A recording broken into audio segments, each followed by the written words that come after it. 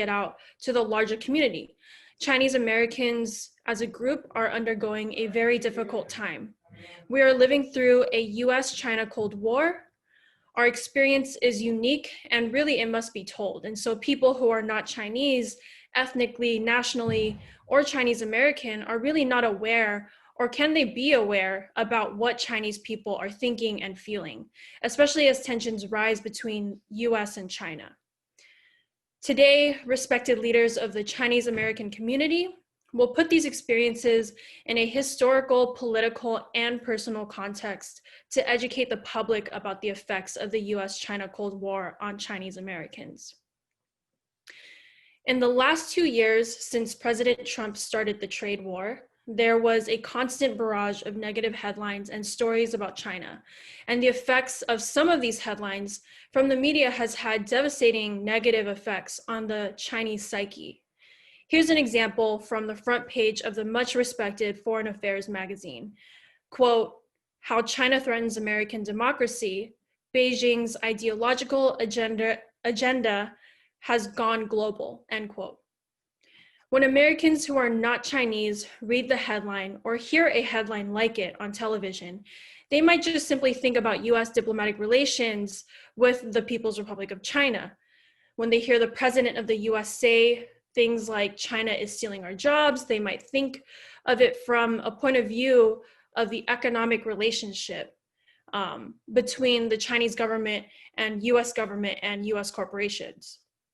When Americans who are not Chinese read a story about the FBI arresting a Chinese scholar as a possible spy, they might wonder about whether the US-Chinese relations are deteriorating even more than, say, a year ago.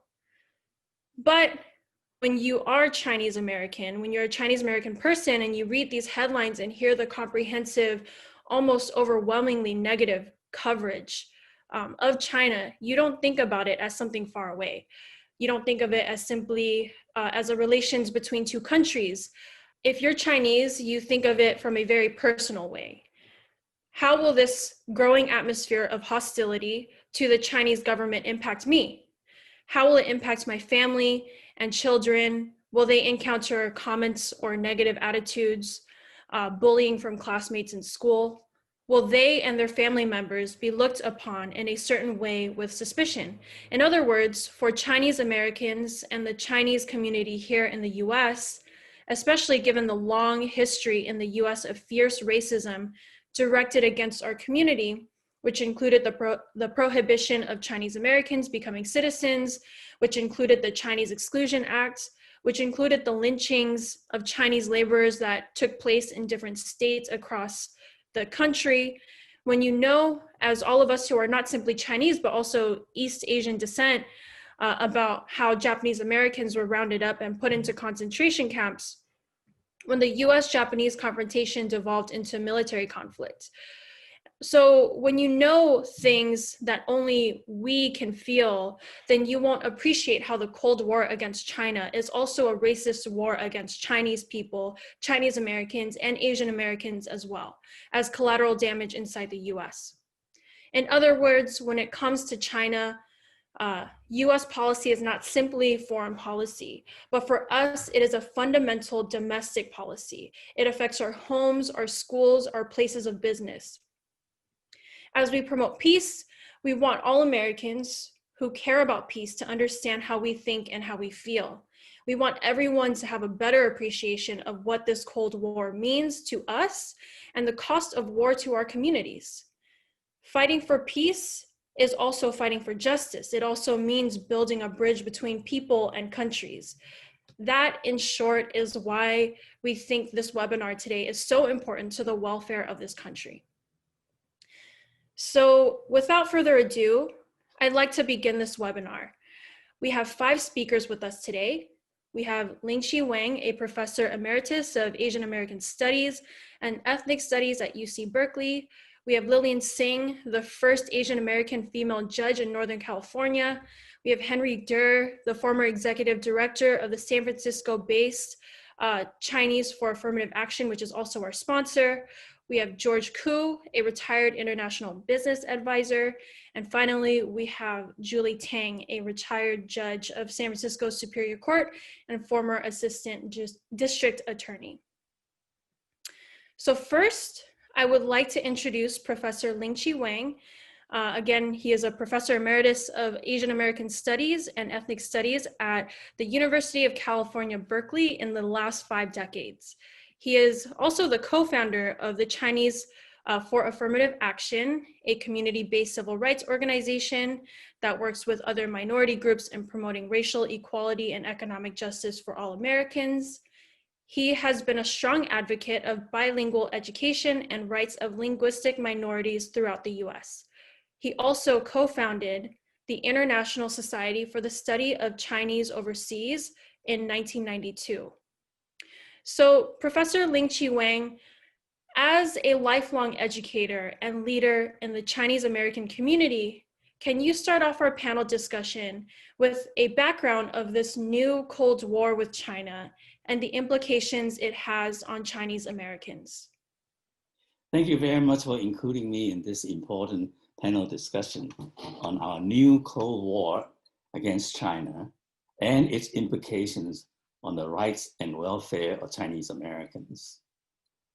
Let me first talk briefly about America's new Cold War against China, when and how it began in recent years, and why both China and the United States, and for that matter, the world, can ill afford to let it turn into a military confrontation, like a hot war. And then I will talk only very briefly for the remaining minutes how the new Cold War against China affect Chinese Americans, because other speakers after me will have more to say about it. So let's begin with the new Cold War against China. Most Americans are familiar with the old Cold War, which occurred during the second half of the 20th century between two camps, the Eastern Bloc and the Western Bloc, popularly known as the two sides of the Iron Curtain. And of course, the Eastern Bloc was led by the former Soviet Union and the Western Bloc by the United States, both possessing mutually assured destruction by nuclear weapons. And that's why they were able to avoid a nuclear holocaust.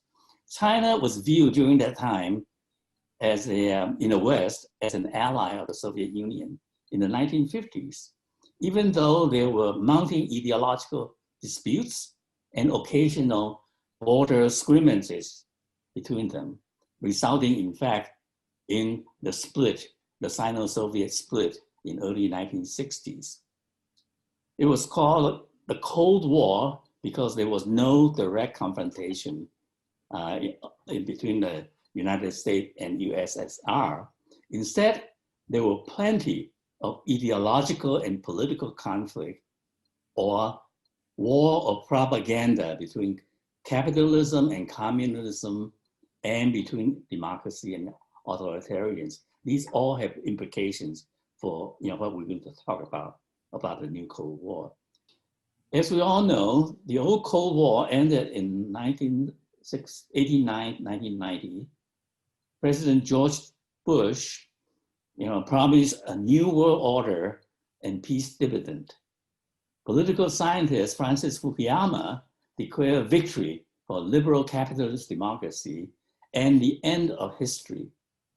What followed was, of course, the spectacular breakup of the Soviet Union into several new countries in Eastern Europe and steady expansion of NATO into Eastern Europe, provoking, of course, suspicion and alarm in Russia, and worse, mounting tension between Russia and the United States, a subject, of course, not within the purview of today's discussion. While all eyes were on Europe, a new development of great geopolitical significance was taking place in East Asia. I'm referring to the concurrent and rapid ascendancy of China as a global economic power after the old Cold War, and the relative decline of the United States as an economic and political power the source, really, that is really the source of the new Cold War against China. The new Cold War is rooted, unfortunately, in false assumptions and unrealistic expectations held by the United States, and our willingness, and our unwillingness to accept China as China's inevitable rise, and to treat China as our equal with respect that it justly deserves. To put it in another way, we are so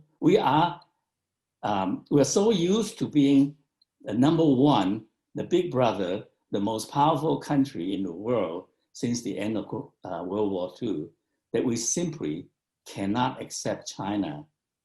China's rise, the new kid on the block, Donald Trump's campaign to make America great again is in fact the perfect example of our need to be on top of the world, and the head honcho, the dominant military, economic, and political power of the world.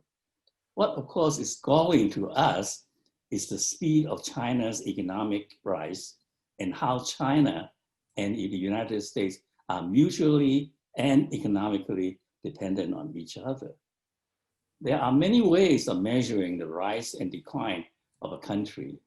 By far, of course, the most common measurement, but not necessarily the most accurate measuring yardstick, is, of course, the annual GDP, the gross domestic product of a country. China's GDP grew about 27-fold in the first 20 years after the Cold War. After the Cold War.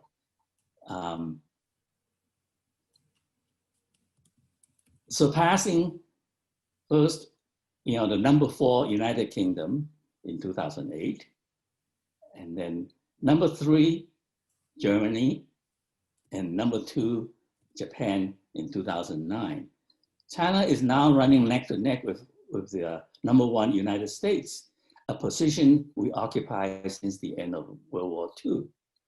Some economists even think China has already surpassed the United States, especially after the devastating economic blow due to this year's coronavirus pandemic. However, if we were to measure the standard and quality of living, the military power, the technological advancement, the financial assets, China is easily decades behind the United States. What is important to keep in mind is the fact that China managed to grow rapidly without invading, conquering, colonizing, and exploiting any country, and without establishing hundreds of intimidating military bases throughout the world like the United States have been doing. At home, even more impressive is China's success in reducing illiteracy from 85% in 1990 to 0 today, creating the world's largest middle class and lifting some 800 million people from abject poverty in unprecedented speed and magnitude the world had ever seen. It is now on track to reach its national goal of eliminating poverty altogether within the next few years. In short, among the third world countries, especially those countries in Africa and Latin America, China has become metaphorically the city on the hill and the inspiration and hope for the underdeveloped countries throughout the world. To me, the realization that China was going to overtake us cannot be tolerated by us. This is what irks the United States. It is the fear of losing our number 1 position in the world. The flip side of China's rise, unfortunately, is been equated, therefore, with the fear and threat of China. We suddenly came to the realization sometime during the second term of President Obama, with Hillary Clinton as the Secretary of State, the fear is based not just on our ignorance of China, but also our false assumptions that a strong China would do exactly the same thing we have been doing throughout our history. And that is, China would seek expansion, conquest, domination, exploitation, and appropriation of what justly belong to others. Therefore, we must immediately take decisive steps to stop and reverse the rise of China. Hence, we have the new and still not quite fully formulated policy toward China, we then call pivot to Asia. Or in other words, really what we're talking about is a new Cold War against China.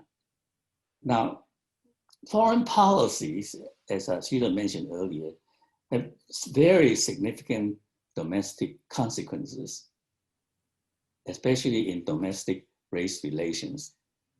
And then also, domestic race relations oftentimes shape our foreign policy. So where there is, sometimes tensions, like in the 19th century, tension between the white and the Chinese American immigrants, it influenced our policy for China. And that's how, what Sheila mentioned earlier, the 1882 Chinese exclusion law got passed. In fact, that one is only one of the 15 Chinese exclusion law enacted against the Chinese to deny their citizenship, deny their participation, deny them job, and then force them to live in the Chinatown ghetto, nothing beyond the Chinatown ghetto. So that's a kind of, very antagonistic racial hostility toward Chinese, but with consequences also of our foreign policy toward China. And the new China, the new Cold War against China actually is already showing signs of the revival of these anti-Chinese sentiment. Actually, if we look back to the history of Chinese in America, we knew exactly how to treat, for instance, Native Americans. We simply appropriated their land, occupied them, and then commit genocide against them. And then what's left of them, we put them in these God-forsaken deserts in the Southwest of the United States. We also knew how to treat African Americans because we brought them from Africa in chain, and we kept them in chain for hundreds of years. And in spite of the Civil War and emancipation, the Jim Crow law replacing that and kept them completely under submission, subservient role in our society. And only after 100 years, after the so-called Reconstruction, after the Civil War, that we have the new civil rights movement. And very many important civil rights laws were passed to achieve equality and opportunity for African American and other minorities. So we knew how to treat African Americans. We knew how to treat Native Americans. But the Chinese presented a new problem because Chinese were not indigenous people like the Indians were, and Chinese were not brought into the United States as slaves. And so the only way that we can do it was to come up with the whole idea of exclusion. That's why exclusion actually defines the experience of Chinese in the United States. And you had all these exclusion laws, and then from immigration, the Trump's Muslim ban was really an old policy taken out of the Chinese exclusion law. And so Chinese Americans now suddenly became an enemy, especially during the old Cold War, during the period of McCarthyism. Chinese were declared enemy number one, even though Chinese Americans had nothing to do with our hostility, our conflict with the Soviet Union and China being seen as part of it. But because we saw China being part of that, We got into the Korean War, and we got into very violent and costly Vietnam War. Why? Because we consider China to be expansionist and attempting to take over Southeast Asia, when in fact it was just a figment of our imagination. Now, the same thing is happening now under the new Cold War. We think that the Chinese spies everywhere. In fact, being Chinese Americans is synonymous with theft, espionage, and treason. And this is why there is so much widespread persecution, discrimination, and prosecution, especially among Chinese American scientists and engineers. So let me just stop here and let the other people take over, especially to talk about the new McCarthyism. Great. Thank you so much, Professor Ling-Chi Wang, for your historical framing, the context of pivot to Asia and the new Cold War, and especially about how this affects the relations against Chinese and Asian Americans. We're very happy to have your expertise kick us off on this discussion. Now, Judge Lillian Singh, you are the first Asian American female judge in Northern California.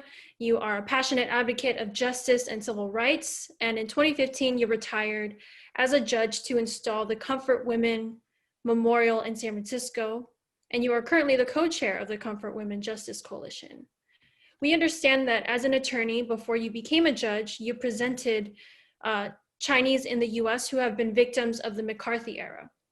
Now that McCarthyism is again rearing its ugly head, can you comment on that and how should Chinese Americans deal with this as a group now? And also, as I'm sure you've seen, a recent poll shows that a large number of Americans, after years of China bashing in the media and by the Trump administration, have a highly unfavorable view towards China. How does this impact the way Chinese Americans are being viewed? Thank you, Sheila. That's a lot for me to speak in 5 to 7 minutes, but I'll try. First of all, I want to say it is so good to listen to Professor Ling-Chi Wang. He's always so informative, so knowledgeable, and is such a great inspiration to me. So thank you, Ling-Chi. I'd like to follow up on Professor Ling-Chi Wang's theme on how foreign policies dictate domestic consequences and guilt by association. It was during the Cold War, the first Cold War, that McCarthyism first raised its ugly head. Senator Joseph McCarthy was obsessed with hunting down communist sympathizers. At that time, the foreign policy was America and communist Russia were enemies. And by definition, anything communism is a threat to United States security. Chinese is a communist country, and therefore China became United States' #1 enemy. So anything connected with China is considered dangerous. Of course, most Chinese Americans have families in China, have relatives and friends in China. So guilt by association made Chinese Americans as potential enemies of this country. FBI would raid Chinese homes without notice. And there was a social club called Mingqing, and it means youth citizens, where kids 13, 14 would get together to learn English, Chinese, and American arts and culture, including singing Chinese songs. That was considered suspicious. The FBI raided the club and arrested many of them.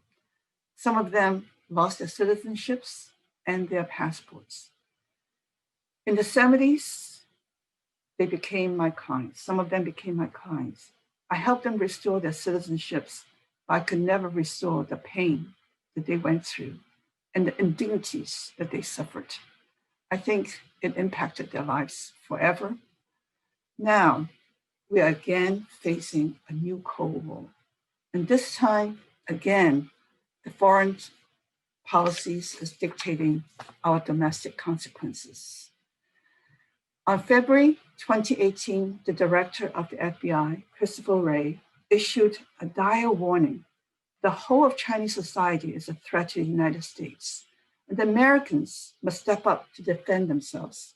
In ordinary parlance, it means all persons of Chinese American descent in our whole society are to be distrusted and be regarded as potential spies. And all Americans must defend themselves against Chinese Americans. It is a we-they attitude. All Chinese Americans are potential enemies of we Americans in America, in every aspect of American society, whether it's in business, science, medicine, politics, academia, or government. That is extremely dangerous for us Chinese Americans. About 2 months ago, US Secretary of State Mike Pompeo issued warnings for people associated with two civic nonprofit community-based organizations called US Friendship Association and Chinese Council for the Peaceful Reunification of Taiwan as being controlled by the Chinese Communist Party. By implications, these two organizations and their members throughout the United States are in fact considered as agents and tools of the Chinese Communist Party, representing the interests of China rather than the interests of the United States, which renders them susceptible to charges of espionage and treason. Like the Mingqing Club that I just mentioned, this again is guilt by association. All the members of the US-China Friendship Association and Chinese Council for Peaceful Reunification of Taiwan are now deemed guilty by association with their affiliation, with their love for China, wanting to learn culture and establish friendship and reunification with China, which, by the way, is official position of US policy. I'll go to that later, but I want to emphasize another article that recently came up, which is an article in the Newsweek magazine that was published on October 26, 2020. Newsweek printed a long cover story linking 600 US Chinese groups to Chinese Communist Party influence. This cover story seems to even outdo what McCarthyism did in the 1950s. Just like the McCarthy era and communism, just like the McCarthy era, the article basically repeated the theme that China and communism go together, and China is the enemy, and anyone who has any connection with China is a suspect and a potential spy. Again, it is guilt by association. It named over 600 groups with links to China, Chinese government, and our Chinese Communist Party. This not only included social clubs and organizations in American society, universities and colleges and public schools, but surprisingly, some of the most prestigious elite Chinese Americans who belong to the Committee of 100 were also named. This is incredible. We really live in dangerous times. We Chinese Americans are deemed guilty by our mere association with China, which of course is prohibited by the US Constitution.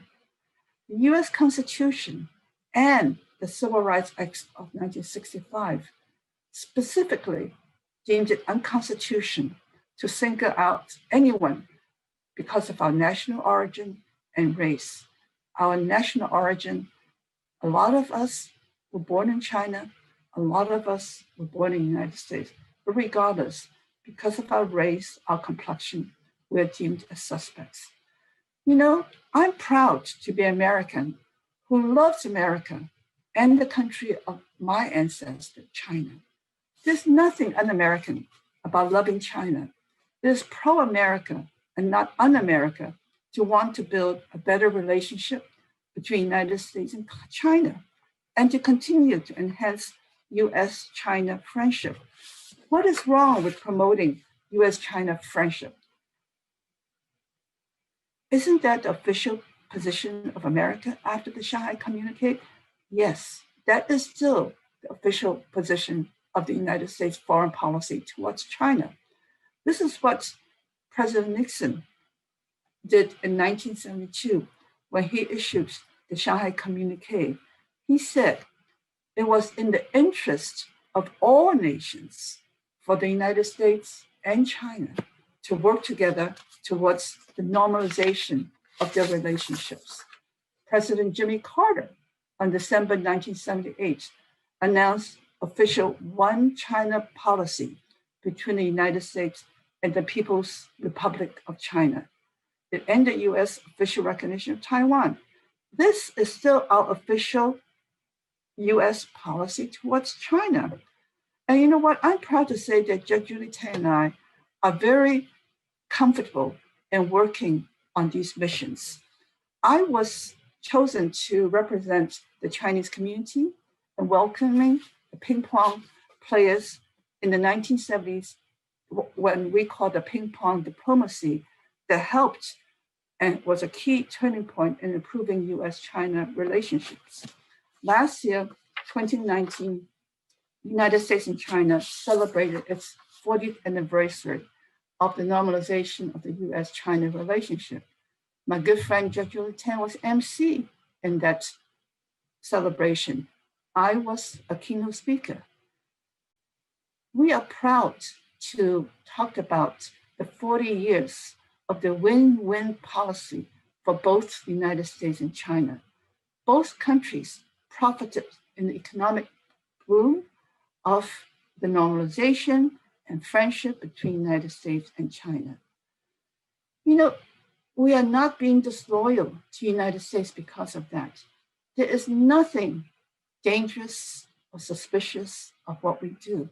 We Chinese Americans are actually in the best situation to educate the public, to tell the American people about why we Chinese Americans believe and why all Americans should believe that it is in the best interest of America to have a better relationship with China. So I refuse to allow people like Mr. Pompeo, Christopher Wray control my narrative as to what Chinese Americans are, who we are, and what we're allowed to do. McCarthyism must never allow to, again, rise its ugly heads in our community. It is rising, but this time we are going to stamp it out. We are going to be the proactive narrator of what the truth of US-China relationship is. And this is why I'm so proud to speak in this forum with esteemed American patriots like Professor Ling Chi-Wang, Judge Julie Tang, Henry Durr, and George Koo. We are Americans of Chinese origin, but we are very loyal to the United States. Thank you. Thank you so much, Lillian. Especially with your expertise. It is really rare that we get to hear and speak with someone who has done the work that you have done around representing folks who have been victims of this type of McCarthyism in the past. And I really appreciate you pointing out just the hypocrisy of Mike Pompeo and everything that we've seen and the deepening McCarthyist policies we're seeing today.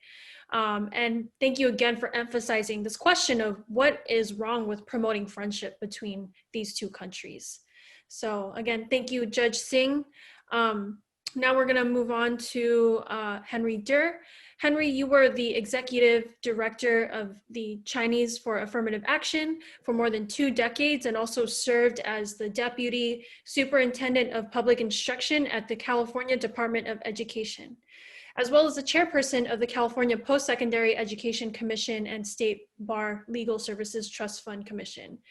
You were also a commentator for the NPR-affiliated KQED-FM during the 90s, and you recently retired as a senior program officer at For Freedom Funds, a national funders collaborative in support of immigrant rights groups across the country. You also co-led the successful campaign for the new San Francisco City College Chinatown North Campus facility, which serves more than 6,500 adult immigrant students every semester. So, Henry, it is obvious you have spent most of your professional career fighting for civil rights for immigrants as well as Chinese Americans. Can you tell us just a little bit more about the state of hate crimes against Asian Americans that have gone up since COVID-19? Thank you, Sheila. for inviting me to be part of this webinar. It is an honor to be with my fellow panelists, Ling-Chi Wong, Lillian Singh, George Koo, and Julie Tang. These are individuals that I've had the honor and privilege of knowing and working with over these many, many decades. I just want to put it out there at the get-go that during the war in Vietnam, when I was much younger, during my college years, I was adamantly opposed to our country's involvement in the Vietnam War. It literally made no sense for me, for anyone, especially Chinese and Asian Americans, to be killing other Asians during that time. And I had to confront my draft board, and I applied as a conscientious objector to war. And after a very long struggle, I was awarded my status of CO.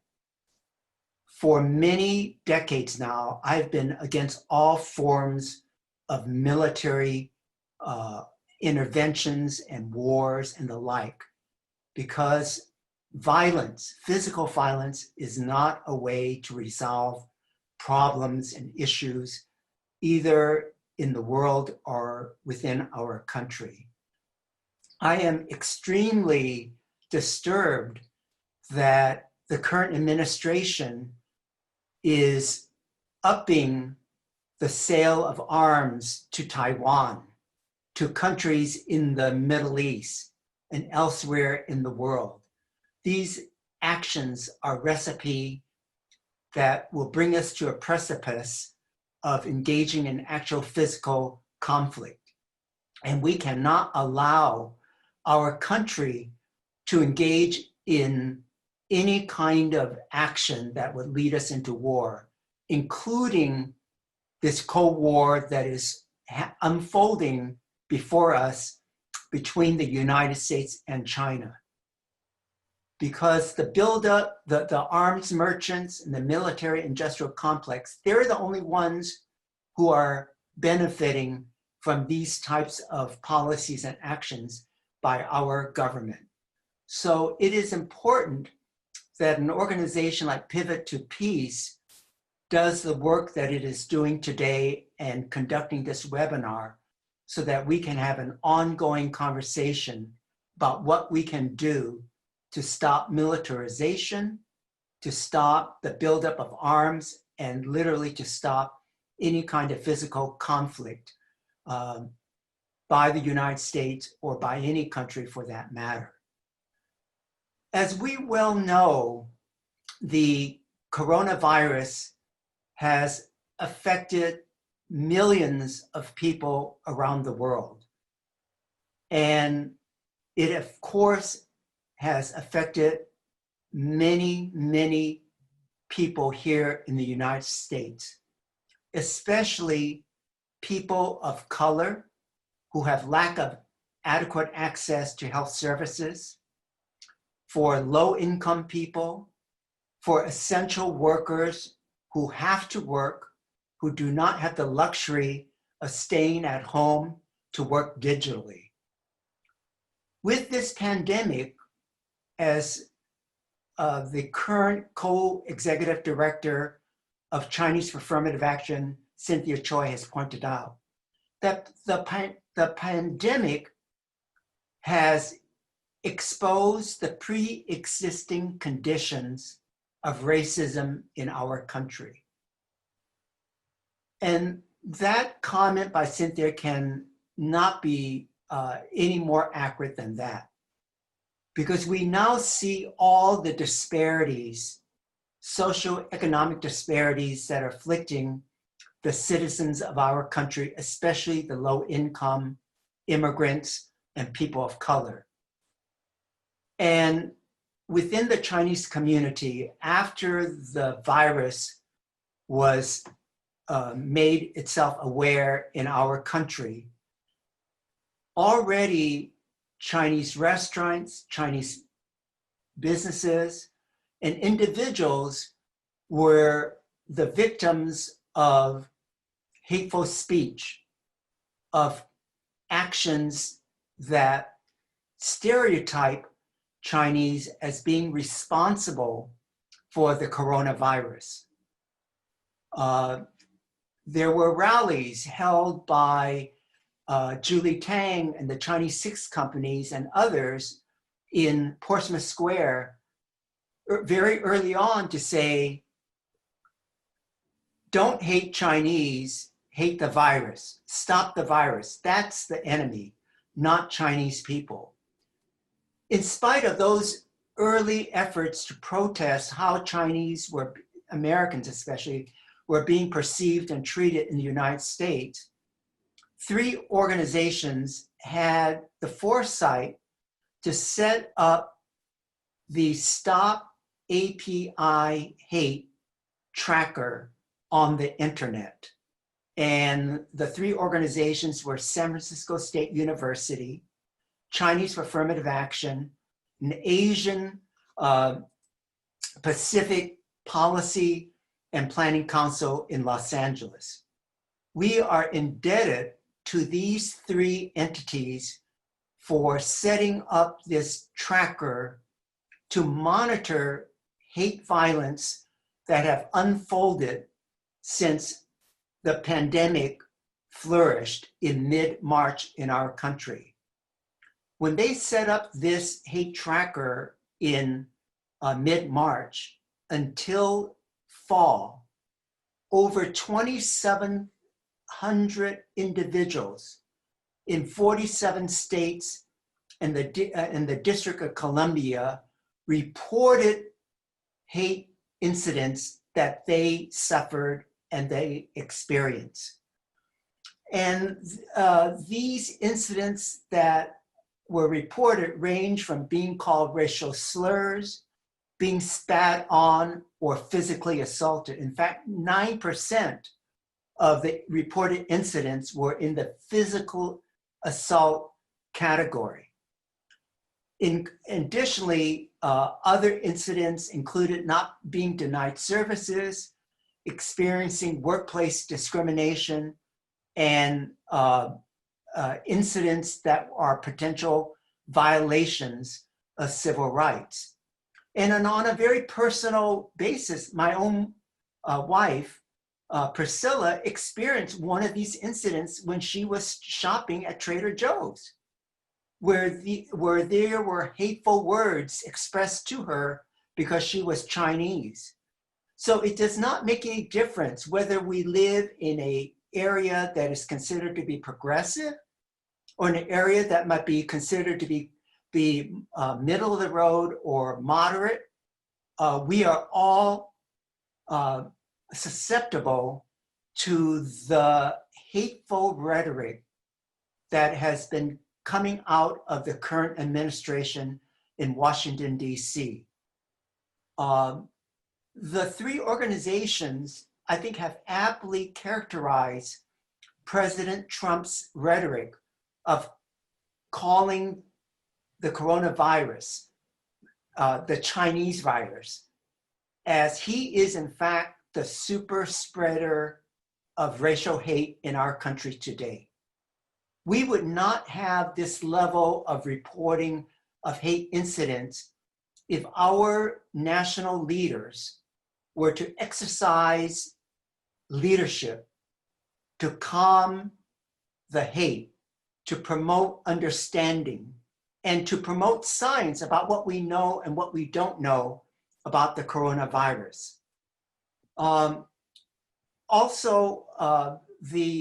There is a professor by the name of Melissa Porha at the University of Michigan who has studied tweets that have come out of during the presidential campaign from the Democrats, from the Republicans, from the presidential candidates, from senatorial candidates.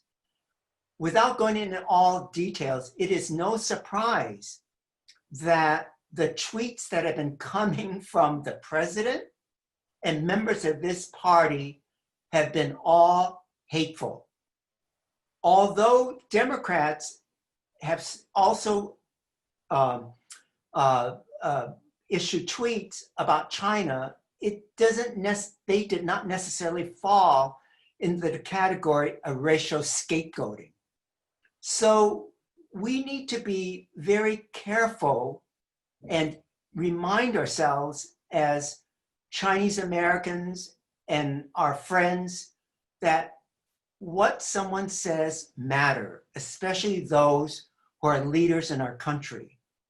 One very important finding that the three organizations have revealed in their tracking of these hate incidents is that more than at least 60% of those reporting these hateful incidents were not Chinese. They were non-Chinese. They were people who may be Asian, of other ethnicities and or who may be perceived to be Chinese. So we need to be mindful that this type of hateful rhetoric against China, against Chinese Americans, affect other people. And we really need to come together and understand that white supremacist language is dangerous. That white supremacy is not just against Black folks or Jews who are conspiring to take control of world finances in the world. White supremacist language and attitudes affect all people of color, including Chinese American. White supremacy also has this face of white nationalism. There's no question that the current administration has driven a white nationalist agenda during the last 4 years with regards to our nation's immigration policies.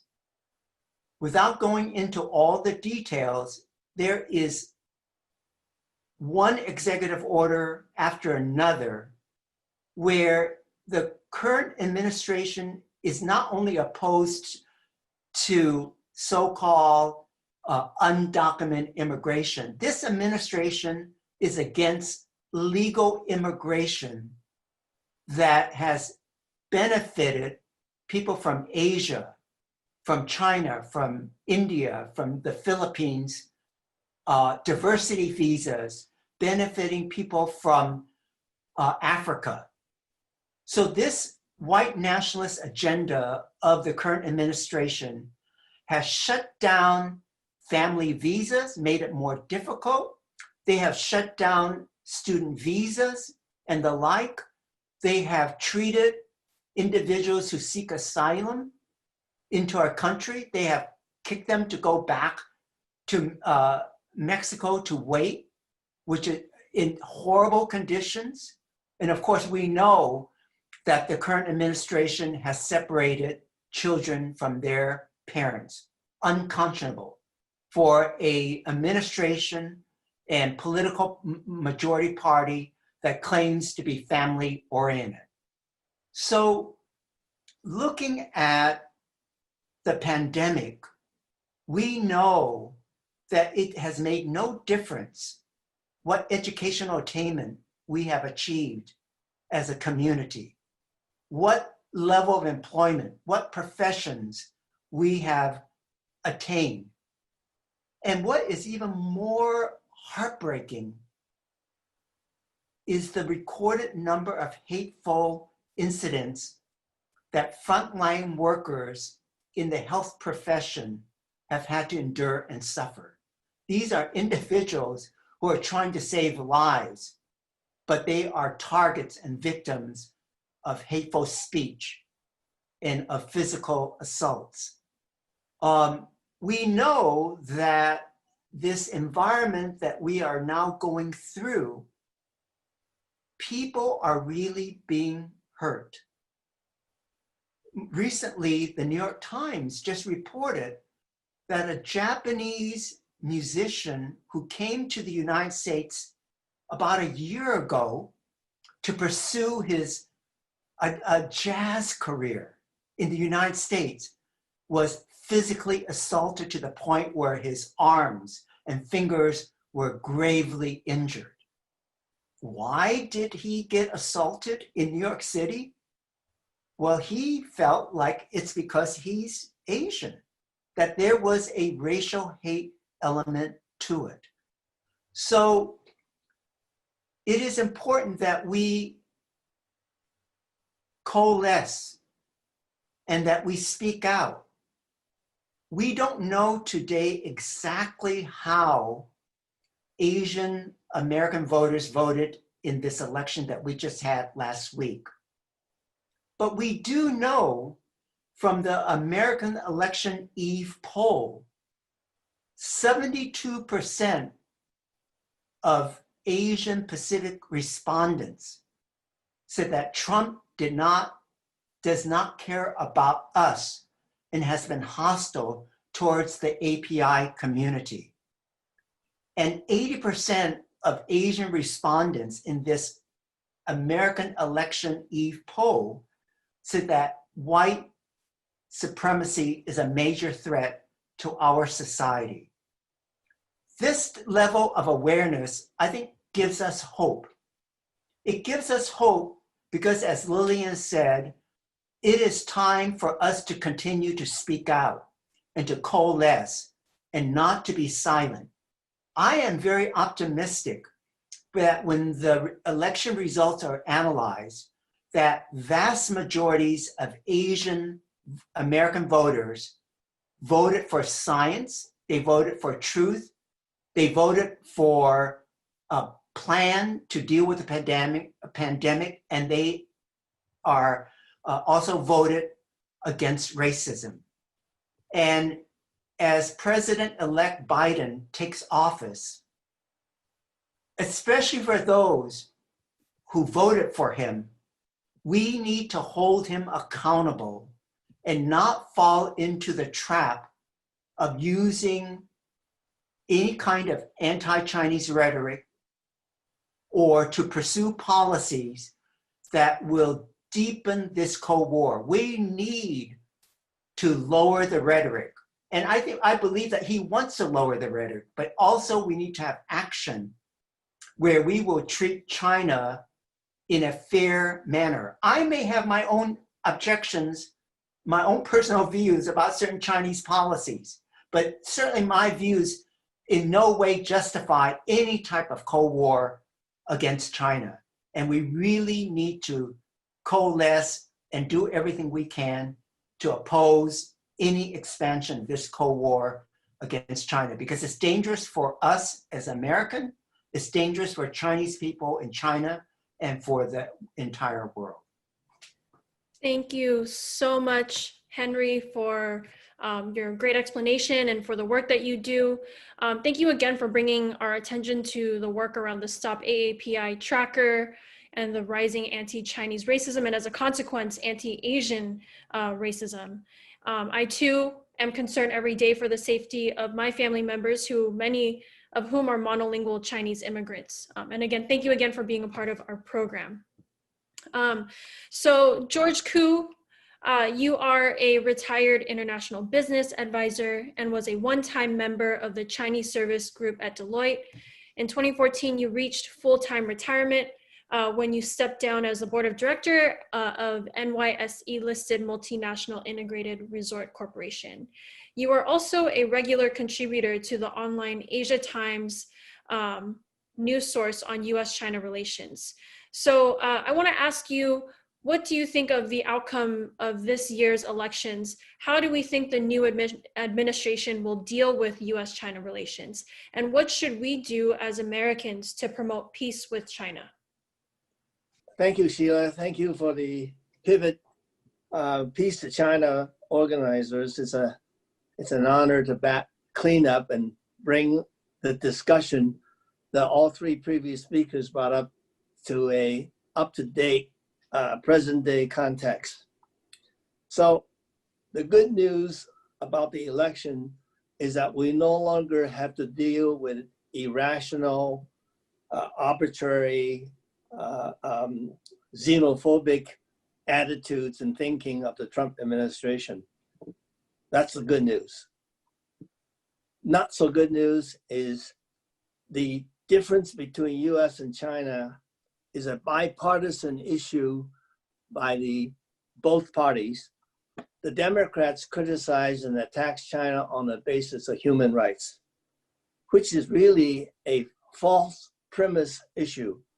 When you think about, as Professor Lin-Chi Wang had mentioned, China has brought up 850 million people out of poverty. They worked on all the remote areas to make sure they now can live above subsistence level. That is not an indicator of human rights abuse.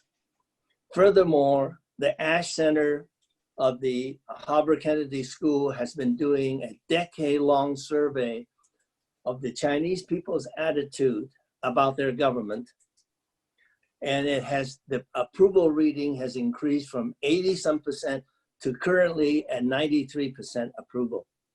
Unheard of in our current context in the US. So let's stop the ideological battle and think about, on the current present day basis, how do you make both sides win? And I just posted an article in the Asia Times that Biden must avoid the lose-lose confrontation with China. So let's look at the positive side of what we Americans get out of it if we collaborate with China. And one of the things we have to understand and accept is, as Professor Lin-Chi Wang mentioned, China is on the rise. They are the second largest economy. In certain areas, they are stronger and better than we are. We gotta accept that and then go from there. So, Chinese investments, how can they be better for us in the United States? Well, there is this xenophobic feeling that Chinese investments means they're here to steal from us, which is nonsense, because we all know that foreign investments into America, aside from investing in stocks and bonds, if they're here to invest in manufacturing facilities, it creates jobs. It creates jobs that may not have existed if you were only dependent on American investments, because American investments seem to go all to Wall Street. Some examples. Haier has been here for many years, making appliances. They even took over the General Electric plant in Louisville, Kentucky, Mitch McConnell's state. They saved, I don't know how many, the appliance park of GE hired tens of thousands of people. They kept their job. China Construction America has been in this country for at least 25 years. They rebuilt the Alexander Hamilton Bridge north of Manhattan. They converted from a 4-lane highway into an 8-lane bridge. It was a $407 million project that the New York State let out. It's the biggest project that they ever have given. And guess what? They brought it in within budget, ahead of schedule, and the employees, the workers, and almost all of them are American workers. So what did you get out of it? You got a rebuilt project, infrastructure related, helped by the Chinese, that would not have happened, or at least much more. There is the subway coach project. The CRRC, which is a rolling stock rail company from China, they set up 2 assembly plants, one in Chicago, one outside of Boston, to assemble modern subway coaches for LA, Chicago, Philadelphia, and Boston. The advantage is that their bids were at least 20% cheaper than the competitive bids, and the competitive bids were not from US producers because the US no longer make the coaches. It has more than 60% local content because all the inside of the coaches were made locally managed and directed by the Chinese management.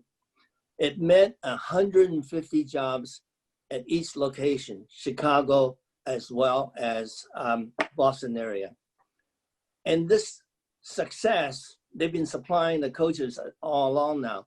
The success meant that they were interested in seeing how they could supply the same for New York, one of the oldest subway systems and needs badly replacement, and Washington, D.C., but then U.S. Congress stepped in.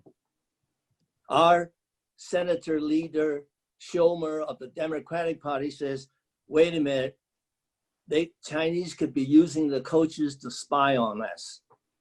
Can you imagine the Chinese listening in on a daily conversation in the subway coach? Hi, Joe, how you doing? You think the Yankees are gonna win this year? That's big time intelligence, I tell you. So one of the lessons is that if you can see eye to eye to work together, there's a mutual benefit. Climate change. Both Xi Jinping and President-elect Biden are very much in favor of getting into the climate change because the world needs the two biggest economy to work together on this. This is an easy one. The Chinese actually have made advances in solar and in wind energy.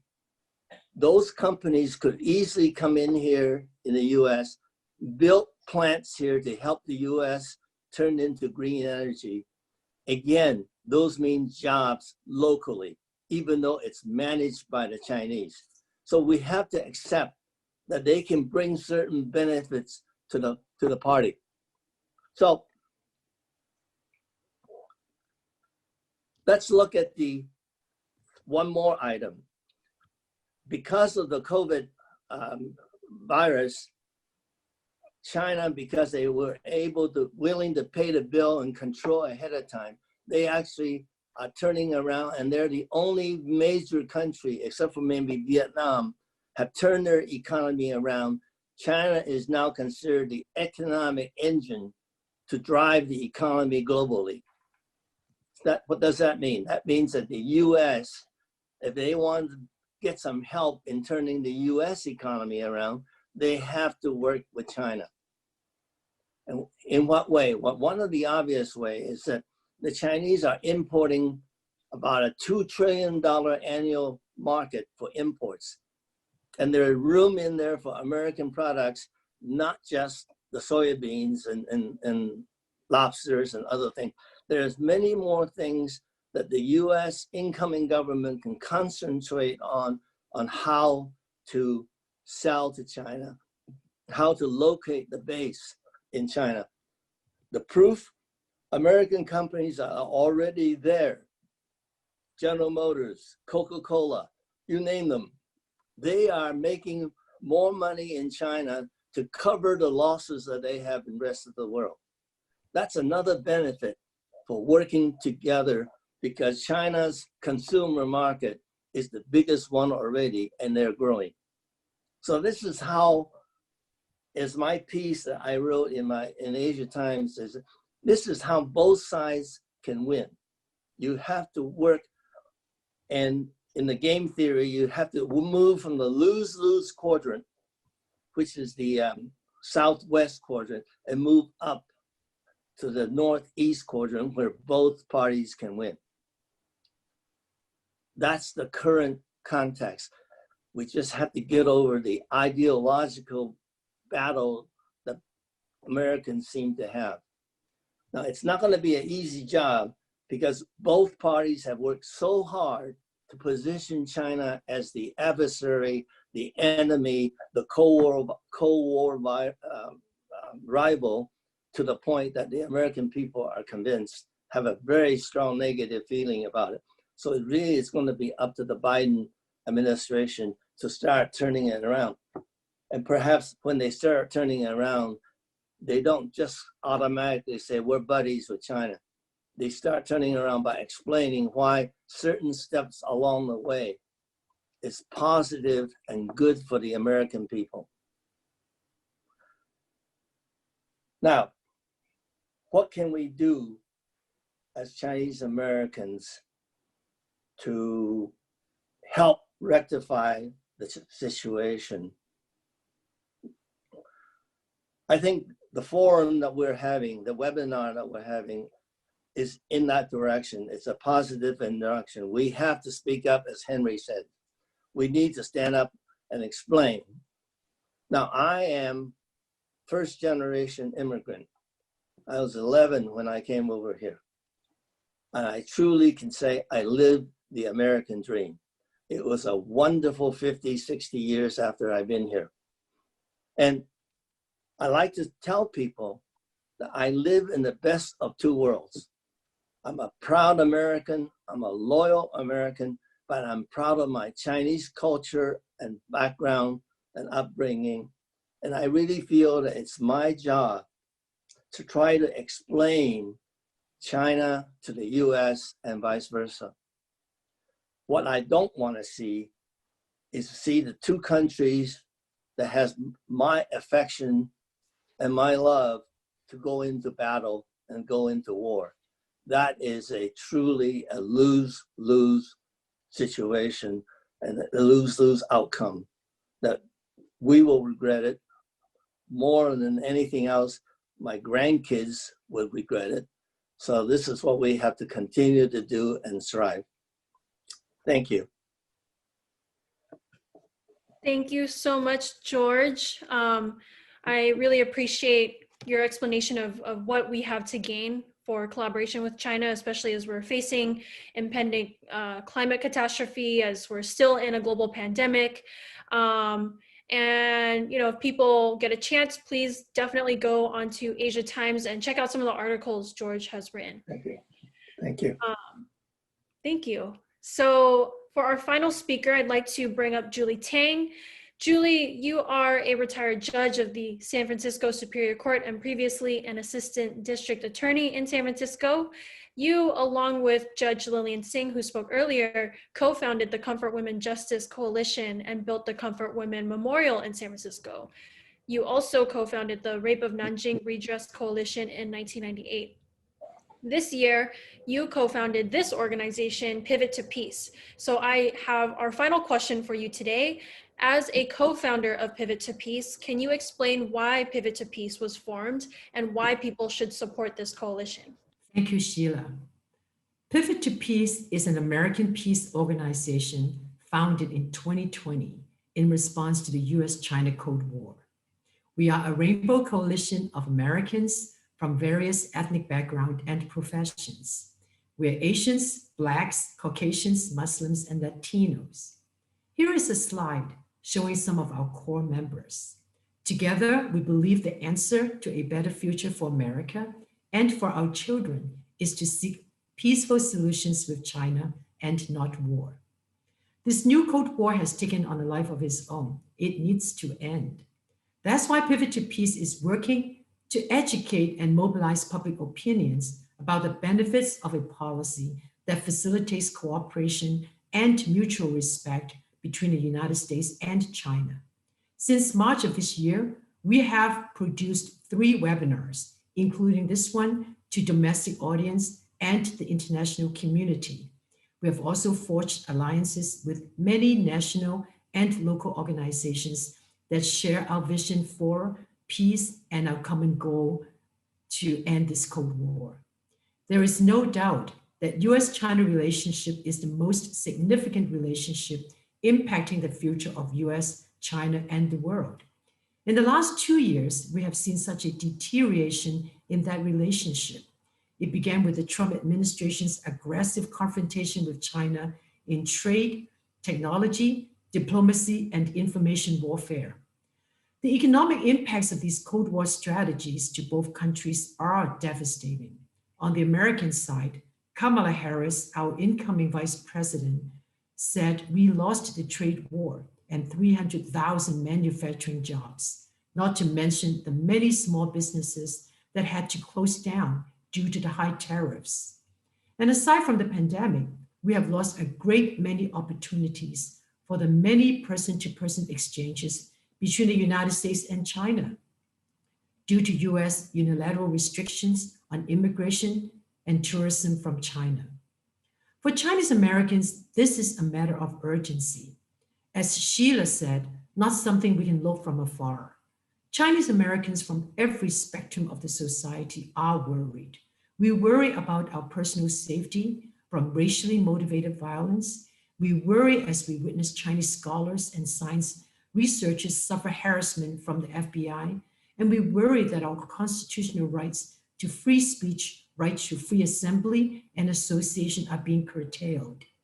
Chinese Americans, as well as other people of color in the US, unlike Caucasian Americans, such as the Russian Americans and the Jewish Americans during the last Cold War and height of anti-Semitic atmosphere, many of them changed their names and spoke only English to hide their ethnic origin to escape public scorn. I can speak for the Chinese. We have no escape. We look Chinese. We sound Chinese. On Sunday nights, you see us pack Chinese restaurants in large tables with a whole family from grandparents to children in tow. We celebrate Chinese New Year, but we also celebrate Thanksgiving and Christmas. And on July 4th, many Chinatowns throughout the US have their own fireworks. Now there's a dark cloud hovering over us because we are organically tied to US-China policies that could either benefit our well-being or put us in jeopardy. With this new Cold War moving closer to a hot war, we are not the only ones seriously jeopardized. The whole United States is jeopardized. War is horrible. War kills. Our last World War II killed an estimated 85 million people in the world. Ultimately, we have to ask the question, what price must Americans collectively have to pay to maintain our #1 position in the world? Or under what circumstances are we willing to go to war? Or better yet, can we ask the bigger question, the most important question in this paradigm? Do we have the monopoly for peace and prosperity? Or is it okay to share with the rest of the world? These are the reasons why organizations like Pivot to Peace exist, to serve the community. We need to be well-informed, we need to be engaged, and we need to be loud. We need to tell all Americans that we all share the same values, peace and prosperity. And we need to get involved. I love the fact that Pivot to Peace is a microcosm of the United States, a true reflection of the people out there living, breathing the same air. We need to let our new leaders, Mr. Biden and Ms. Harris, who Judge Singh and I personally know, because Ms. Harris used to work in San Francisco as a district attorney. She even did a trial before Judge Singh. And we need to let them know, to urge them to reset the relationship with China in a positive way. Stop this war path with China. Stop further division among nations. Stop putting our allies in Europe and in Asia in a bad position just because we ask them to choose sides between the United States and China. Let's go back to the table and we negotiate a deal that will end in a win-win situation with China and benefit the world. Please support our efforts for peace. Go to peacepivot.org and sign up as an endorser or donate to us. And also, would you support Code Pink's petition to Joe Biden and Kamala Harris to stop the Cold War with China? And sign on. I signed. I hope you will too. Thank you so much. Thank you so much, Julie, for your closing comments. And I completely agree. Like all the speakers, you all have been just so moving and so informative. And once again, just thank you all. Thank you all to all of our panelists for taking the time out of your day to share your expertise with us and your knowledge. And as I said in the opening, it is so critical that when we're talking about US-China relations and the new Cold War, that we discuss the ramifications felt by the Chinese and Asian American community. This is not simply about two competing countries, right? There are issues that will plague us here domestically as well. So we in Pivot to Peace feel honored that we were able to bring together each and every one of you to speak, and we thank all of those who took the time out of their Saturday to tune in for this webinar. We want to thank our sponsors, the Chinese Consolidated Benevolent Association of San Francisco, and Chinese for Affirmative Action. Again, if you agree with what you've heard today on this webinar, on this panel, please consider signing our mission statement and sign up with us at peacepivot.org. And if you are able to donate, please consider doing so on our website. Follow us on Twitter at peacepivot and on Instagram at pivot to peace. Thank you again for tuning in with us, and thank you once again for our panelists for